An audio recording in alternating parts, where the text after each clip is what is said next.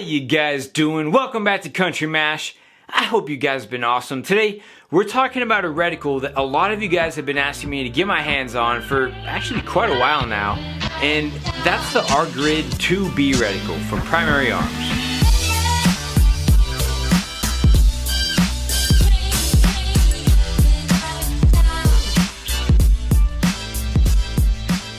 Alright, so this reticle, as of right now, is in the Primary Arms 4-14 by 44 first focal plane scope, and it's their budget scope for $279. I've done a review on this scope with a different reticle in the past, and it is one hardy scope for the price with a ton of features. But this video today, we're going to be going over the reticle. So it's a new version of an older reticle that they had called the R-Grid, and so this is the R-Grid 2B.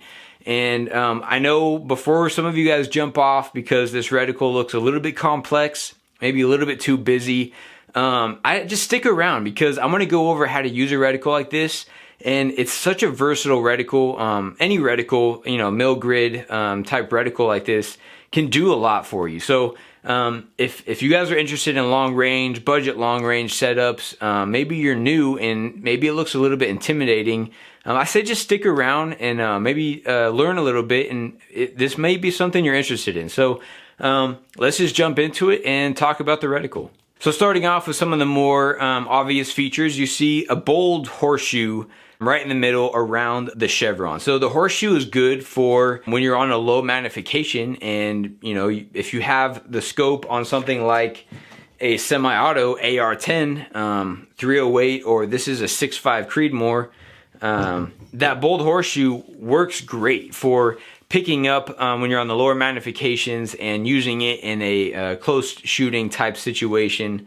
And then inside of the horseshoe, you have a chevron. Now, some people don't understand the chevron. They're wondering why there isn't your standard crosshairs.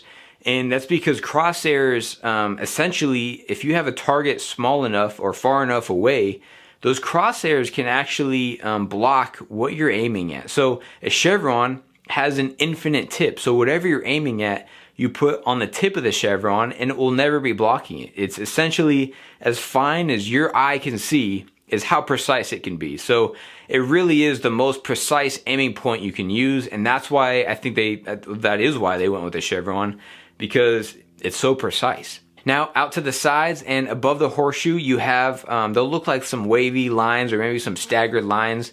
And those are subtensions that are 1/10 of a mil. And it's the same adjustment value for the turrets that are on the scope.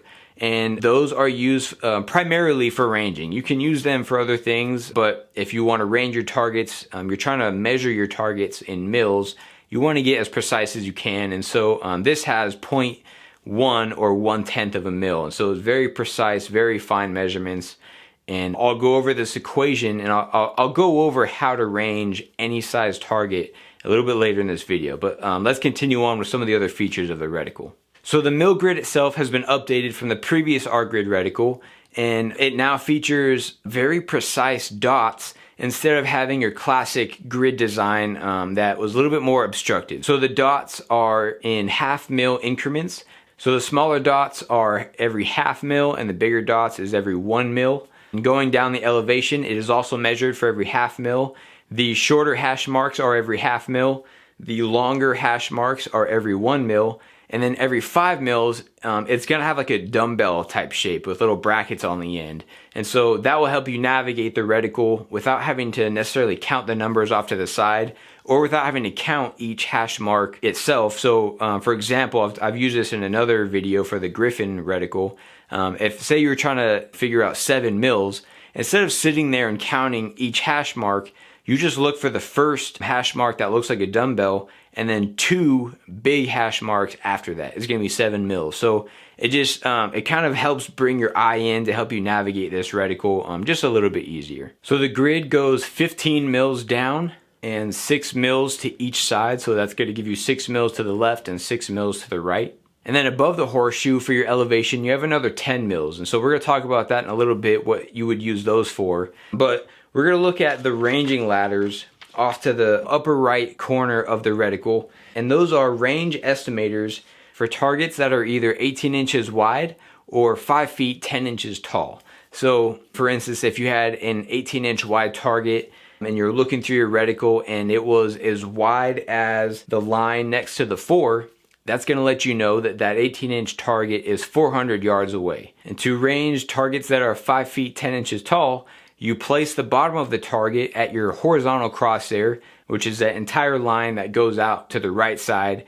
And then wherever the top of the target is on that ladder scale is going to be how far it is. So that's going to give you a very easy way to range targets quickly that are, like I said, targets that are either 18 inches wide or 5 foot 10 inches tall. Now, if you want to range any size target, the only data you'll need for that is roughly how big you think that target is in inches. So in this example, the target is 18 inches wide. And I know you can range 18-inch wide targets with the ladder system that we were just talking about, but for example's sake, that's how big my steel target is.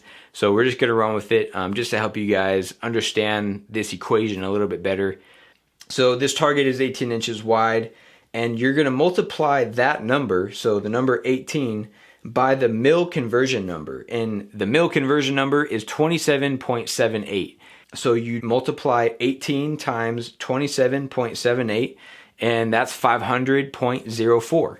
So now that you have that number, you need to measure the target size in mils. And so that's what those 1/10 of a mil subtensions are. You can use those to get really precise measurements to help you with this ranging equation. So you're going to place those subtensions over your target, and you're going to see that your target is the width of 1/2 a mil. So now that you have that number, you're going to take your first number, which is 500.04, and divide it by 0.5. And that's going to give you 1000.08. So that number is the distance to your target in yards. And so in this example, the target is about 1,000 yards away. So I know it could seem a little overwhelming and maybe a little bit too much for what you're wanting right now. But if you do work out several equations and just kind of practice it, it does become pretty easy and it becomes comfortable. Obviously, some of these numbers, it's not like you could just do the math in your head very easy. But a lot of us have cell phones now with calculators. And if not, we can always have a pen and a pad of paper when we go out shooting. So it's not something that's impossible to do. It does require some work, but it does make a reticle like the R-Grid 2B extremely versatile in that you're able to range any size target. Now, going to the vertical crosshair above the horseshoe with the additional subtensions, that's for extreme long-range shooting. So if you're wanting to shoot past 1,000 yards, you got something like a 6.5 Creedmoor or a 338 Lapua 300 Win Mag, or if you're just incredibly good at shooting your 22 long rifle, you're able to use that portion of the reticle for that. And so essentially, you're going to change your 100 yard zero to be up there rather than at the chevron. And so what that's going to do is give you way more room for drop to use your reticle in elevation. So those are the main features of the reticle, and as long as you have your data for your rifle, you have your dope, or if you just have access to the internet, you can go to a free website like JBM Ballistics, which is what I've been using, and it's a free ballistic calculator. And there's some better ones that you could pay for, some apps and stuff like that. But I've been using JBM just fine, and I'm sure there's some other ones. And so if you guys are new into long range shooting, you're not quite sure what these subtensions are even used for, it would be such a long and detailed video that I'm not going to go into extreme detail on examples on how to use all this stuff, but I will have other videos in the future using this setup right here, and I'm going to go over how I use it, how well it works, and I do want to test this reticle more than just talk about it. The scope I've already tested out. I know the scope is a great scope for the value, $279.